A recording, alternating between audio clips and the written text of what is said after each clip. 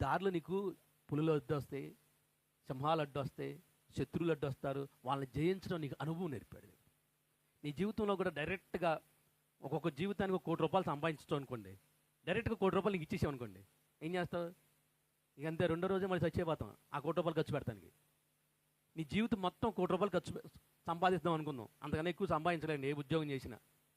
ఖర్చులే కానీ ఏదన్నా కానీ 1 కోటి రూపాయల కంటే ఎక్కువ సంపాదించలేము.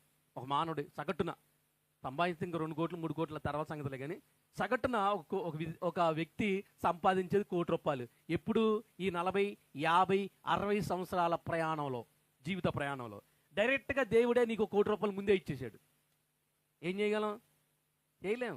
కష్టం తెలవాలి, ఇరుకు తెలవాలి, శ్రమ తెలవాలి, బాధ తెలవాలి, నొప్పి తెలవాలి. అప్పుడే ఆ 1 కోటి రూపాయలకి విలువ ఉంటాయి. కాబట్టి ఆ జీవిత ప్రయాణాన్ని ఇశ్రాయేలు ప్రజల ద్వారా దేవుడు మనకు నేర్పించాడు.